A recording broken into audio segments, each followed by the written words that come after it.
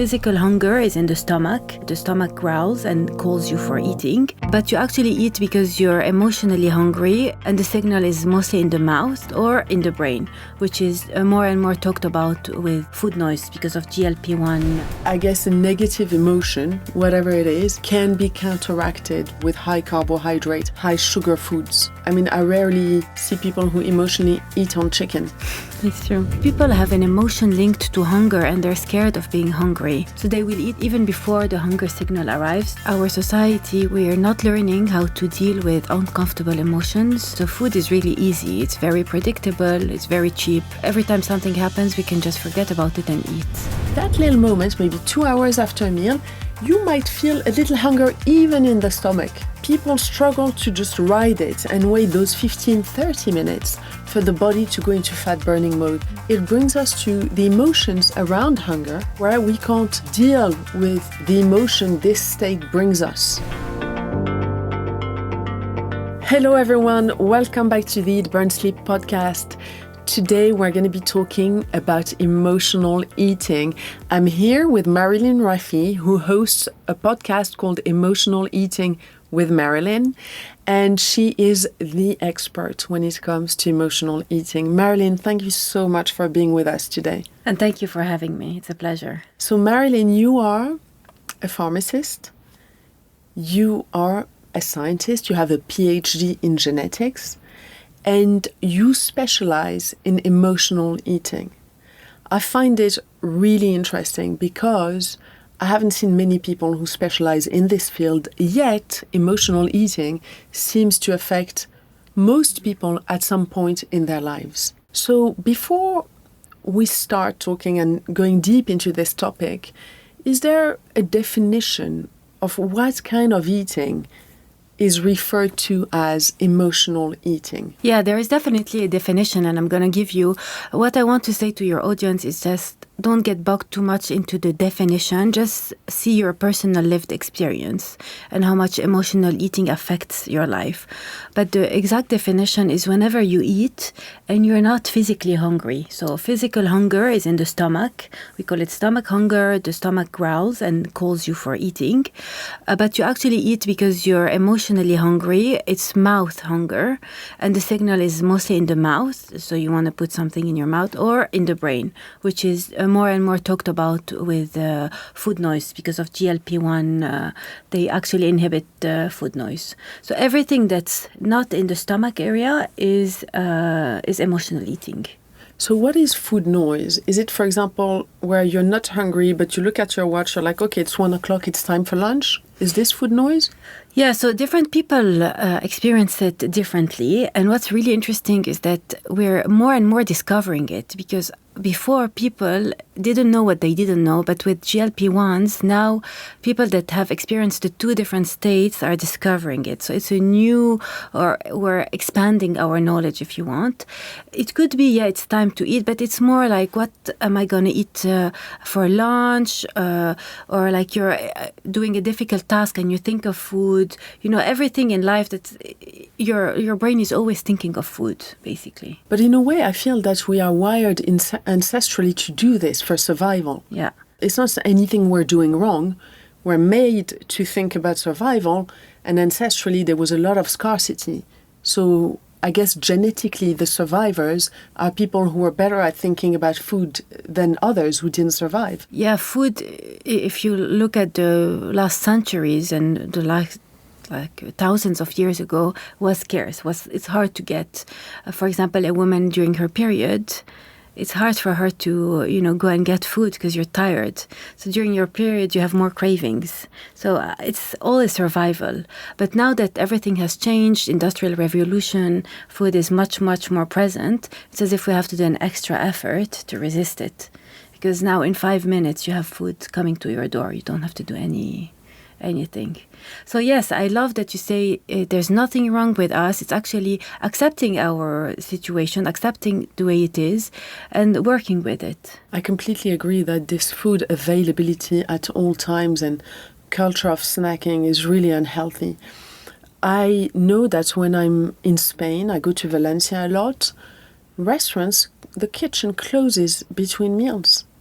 So the system kind of is made for you not to snack and to eat only at meal times. And there's not this availability. And I noticed that a lot of the younger people will, eat slightly at random times and maybe overeat because of this. And as you say, it's probably emotional eating. They're like, I think I'm craving a pizza or a falafel or a shawarma, whatever it is, when actually it's not real, true hunger. And you normally need 4 to 5 hours between meals to start needing eating again during the day. And it might be just 2 hours. And they have Uber Eats or Deliveroo and they go, okay, I'm just going to order something now because I feel like it. Yeah, a lot of people I work with have this mentality of scarcity. So they would eat because there is food. A lot of people have an emotion linked to hunger and they're scared of being hungry. They feel uncomfortable to be hungry. So they will eat just even before the hunger signal arrives, the stomach hunger. So it's understanding why are you feeling that food is scarce where actually it's really, really present. Is it from your childhood because you've been on diets all your life? Is it probably from your parents that have suffered famine or wars or, scarcity themselves, and really understand what it is?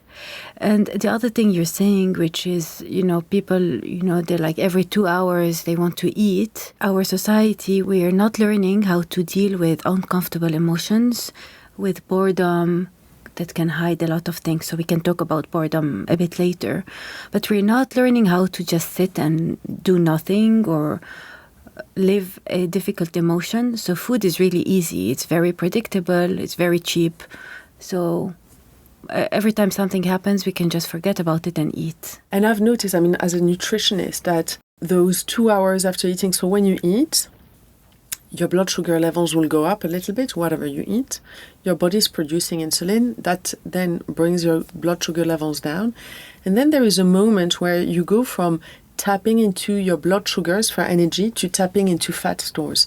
And that little moment, maybe 2 hours after a meal, you might feel a little hunger even in the stomach. You might feel it a little bit.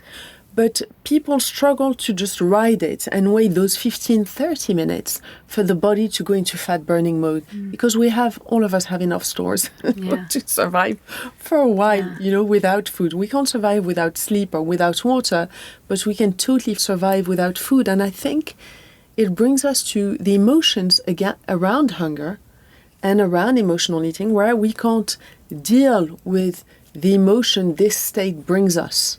So there's different things. There's a big proportion of people that actually don't feel hunger in their stomach. They don't know what it feels like. So this is, I feel, the big problem to start to work on. So if any of you listeners, you don't know what hunger is, maybe spend 1 week to be curious about it. And this comes from dieting.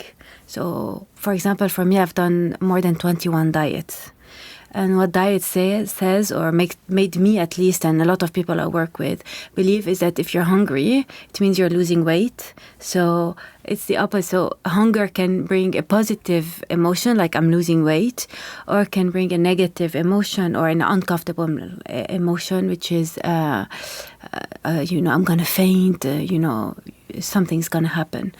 But what I would say is that for most people that really engage with emotional eating, they don't know what hunger is. They lost it with years and society and what they've been told. So just spend 1 week just to realize what hunger is, and even harder when you're full. Fullness, also a lot of people don't feel it, especially if they do something else while eating, so watching TV. A lot of people, their special time is at night to watch TV and eat, because life is so hard. They haven't taken care of themselves during the day or the week, so their level of happiness dropped so much. They want to cocoon. They want their own thing. They put their favorite show plus food, and they will overeat because they're not focusing on what their body's feeling. And even from a physiological standpoint, so when we look at food. And I firmly believe that table manners were created for good health. And I always tell my children, so first sit down at the table, put your napkin on your lap because it makes you slow down. look at the food. When you're looking at food, you are producing saliva and you're producing enzymes. So 10% of your digestive enzymes are produced in the mouth level, and then you're producing all the acid and all of that for protein digestion at the stomach level, and a lot of enzymes in your small intestine. For that to happen, you need to look at food. That's why we salivate. The body starts the digestive system before food hits the mouth. So if you're looking at TV, you're not producing the right enzymes. And the hormones that give the signal to the brain that you're full are produced in the gut. So paying attention to food will psychologically make you feel more satisfied, but physiologically will help you produce the right hormones. And it's been shown that obese individuals do not have that's why obesity is linked to gut health. There's a problem in the production of these hormones. And by the way, for all our members, I have filmed a masterclass on the Eat, Burn, Sleep platform going really deeply into this topic, so go and check it out. But the good news is, if you're severely overweight and you don't feel full anymore, it's been shown that when you lose weight and you get out of this vicious cycle and you improve your gut health, you start feeling full again. So I'm covering the physiological side of fullness. Yeah, and you're almost describing mindful eating, which is, in my opinion, cannot happen at the same time as emotional eating. So it's either or. Mindful eating is, as you say, you use your senses. So you look at the food, you try to smell it, if it makes any sound in your ear, if it's crunchy. And if you do this, you are going to notice that maybe you start engaging with emotional eating, you eat, and then you start remembering, you do a bit of mindfulness, you won't eat the same amount of food because your body will say stop. But it's hard. It's hard. It's a practice. So what I want your listeners to know is that start somewhere. It's a journey. So if first day it's a bit hard, just a small step every day and you will get there. Because I feel there's a lot of pressure on social media, on being great, on being perfect, on this and that and everything. And for people that do emotional eating, it can cause so much stress to do all those things perfectly that they will do even more emotional eating. Couldn't agree more. Yeah. That's why I'm really against diets. They've been shown to not work, and I'm really against the perfectionist approach. So what I noticed I want us to talk about the emotions around emotional eating, because what I try to make the members of the platform do is to have the treats, and they are part of the lifestyle, again, for health reasons. Because if you stop anything 100% for too long, you lose the gut bacteria to digest it. And you also need to feast and step out of clean eating or perfect eating, because historically humans have always feasted on a regular basis. There were religious celebrations where people would overeat, and that allows us to have metabolic flexibility. So our body becomes better at tapping into the blood for energy when there's blood sugar levels are elevated, or tap into fat reserves and go between the two in an efficient manner. That's called metabolic flexibility. And to keep a healthy weight, you need very good metabolic flexibility. So you have to treat yourself to unhealthy foods once in a while. That's And what I mean by unhealthy is high in fat, high in sugar. I'm not talking about additives and junk, which are truly poisonous. This brings me back to the topic I really want us to cover in depth, is emotions. And to be able to do that, you have to enjoy your treats guilt-free. And if people feel guilty when they're eating a homemade cake with cream, they're not connecting to the food. They're not producing the saliva. They're just with high cortisol. And cortisol shuts down the parasympathetic nervous system that is responsible for rest and digest. So what are the most common emotions associated with emotional eating? Yeah, it's really interesting that you ask this. A lot of people say to me, I eat when I'm stressed and bored. But actually, if you look deep down, there's everything that you said, guilt and shame. diet culture focuses a lot on guilt and shame not to eat. So, you have to do this, X, Y, Z. Anyway, that's my lived experience, maybe not everyone. But it's actually the opposite. So the less guilty we feel, and it's not necessarily guilty towards what we eat. Definitely, if we feel guilty that we ate that cake, it's as if we didn't eat it because the pleasure is not even there. So, we're probably going to eat even more. There's the guilt of food, but also there's the guilt of in life in general. I don't like to differentiate a lot between men and women, but I've noticed that women feel more guilty and ashamed in their life. Or are made to feel guilty. For example, moms that don't have time to take care of their kids or things like that. Could be also guilt at work, guilt with your family. You didn't call your parents, X, Y, Z. You're going to feel down. And when you feel down is when you're going to go to food to feel better. Because food will make serotonin and dopamine, will release the serotonin and dopamine in the brain. And you said also in the gut. Yeah. And it's actually a protective mechanism. So the two emotions that cause the most emotional eating are guilt and shame. But we can also talk about stress and boredom if you want, because a lot of people tell me that's what it is. Okay. For example, if I ask you what is stress, it's a bit woolly in our mind. Like, I don't really know what stress is, because actually it's a lot of other emotions. Yeah. It's anxiety, it's overwhelm, it's tired, it's all of those things. So if you're listening and you're thinking, okay, I eat when I'm stressed, ask yourself, what is stress for me? For you, what is it? If you're eating and you're thinking, I eat when I'm bored, ask yourself, why can I not sit with the boredom? Yeah. Is it bringing uncomfortable thoughts? Yeah. Is it making me feel that, I'm not worthy if I'm not productive? That's so interesting. Yeah. But it's true that eating elevates insulin, which is a precursor to serotonin, the happy hormone. I guess a negative emotion, whatever it is, can be counteracted, particularly with high carbohydrate, high sugar foods. Because, I rarely see people who emotionally eat on chicken. It's true. And I often say this to you. So you have a first problem, a first thing that made you eat. So let's say you had a difficult meeting at work. So then your level of happiness decreased. You're going to eat for serotonin and all of those things. But then the original problem did not change, the difficult meeting. So you end up with two problems that you ate emotionally and so it's asking yourself, how can I just deal again with practice? It's not a miracle solution. How can I deal with the first problem? How can I deal with the emotions that were generated that I felt after that meeting? And it's true that there's more pressure on women than men. On men there's different kind of pressure, but for example, even when you look at children, if a little girl misbehaves, she's not being a good girl. If a boy misbehaves, he's just being naughty. Yeah. It's always funny. Yeah. It's funny if a boy misbehaves. And in the work environment, women are less likely to ask for a promotion, to ask for a bonus. When men, they've barely been promoted and they're like, when is next?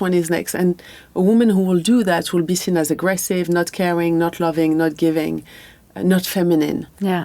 So there is definitely more pressure. And also on us, it's like we have to do everything at the same time.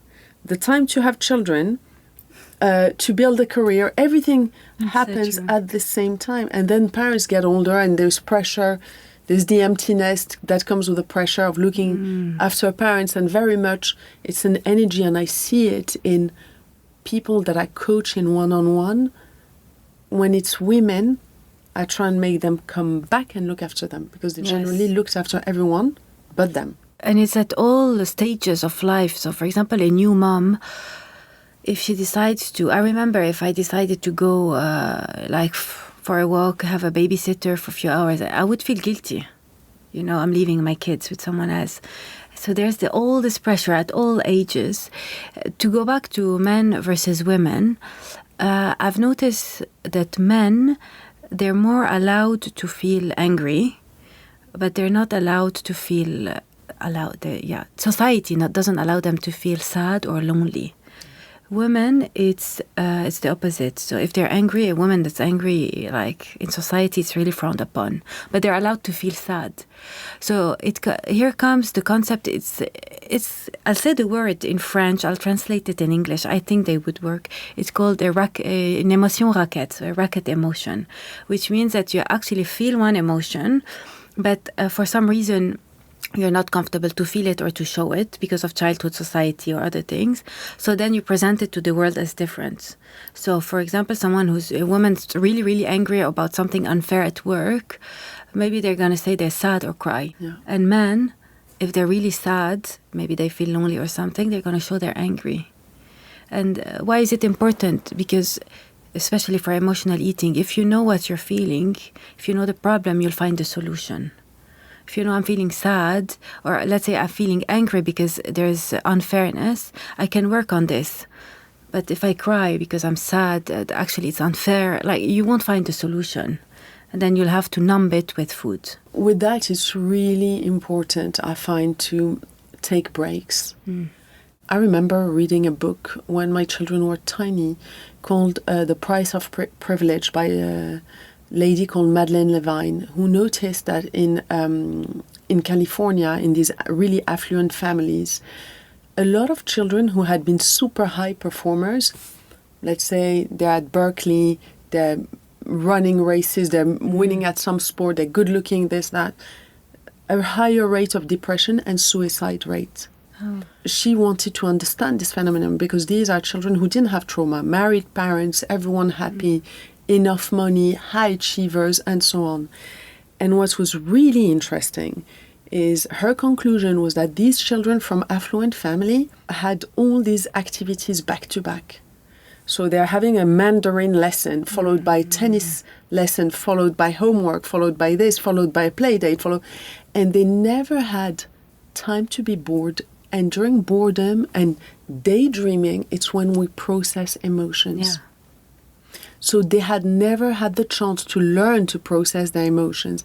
And I feel that, so when I read that book, I actually organized boredom for my children. Yeah. On the regular, for example, when we were in the car, I would sometimes put a story, but sometimes nothing. Yeah. And we would look out of the window and daydream. Yeah. And I would say, now is quiet time, you daydreaming time. But as adults, it's quite similar where we need sometimes to just accept to maybe go for a walk, do nothing, not walk and listen to a podcast, not walk and have a phone conversation at the same time and multitask. What I try and do, for example, is that if I'm in a waiting room, I'll make myself not look at my phone for 10 minutes, just let my thoughts arise. Yeah. And I find that it's like when the computer reorganizes itself, I feel like everything falls back into place during those moments. There's a few things to unpack. First, I love in your platform, you put mindfulness as part of the program, it's like one thing, it's important. The way I explain it is that our brain, 80% to 90% of it is the unconscious mind. So the conscious brain is only 10 to 20%. When I don't do anything, it's as if, as you say, my unconscious mind is processing everything and just organizing. I feel some people are hypersensitive people. So hypersensitive personality trait are people that will absorb more than others. So they might absorb the emotions of others. So it's similar to hyperempathy. It includes hyperempathy. So they would need more time. They will absorb one of the five senses or the stimulus more. So for example, for me, it's sound. I'm very sensitive to sound. If there's a lot of things my brain shuts down. Some people will smell something from really far. They're very sensitive to smell or bright lights and things like that. And those people, if they're overstimulated, again, they will try to soothe themselves with food. So it's really interesting to know. And what can you do? You can stay in silence. But if you're in a big meeting or at work and everything, you don't have time, even going to the bathroom for 5 minutes and shutting off the lights, also you will do a bit of processing. But it's really hard, I say those things, but sometimes in day-to-day life, I can't even do it. because when you live in a big city, when there's a lot of pressure, multitasking is like the gold standard. It's like you're shown that multitasking is the best thing since sliced bread. You have to always fight it, and remember, no, it's not the best thing. It's not the best thing. I might have 10 WhatsApp messages that I'm not answering, but it's okay. Multitasking has been shown to lower IQ. Oh, yeah. It's really bad for our brain because we don't do anything well. Yeah. So multitasking is actually really bad for us. Yeah. And that I fight with my children over this, literally, Yeah. because they all have the TV on and look at their phones. Yeah, because now they say, sometimes you ask people, how are you? They say busy. And I've heard that busy is the new sexy. Which actually it should be the opposite. Like, I'm bored. Bored is the new sexy. Let's make it a trend. Thank you for listening so far. We'll be continuing this conversation in part 2, so make sure you're subscribed to the Eat Burn Sleep podcast so you do not miss it. In the meantime, for those of you who are not members of the platform yet, we have a discount code for all our podcast listeners. You can get 15% off all Eat Burn Sleep memberships. Just enter the code podcast15 at checkout on the memberships page on eatburnsleep.com. We still have so much more to cover, so please stay tuned.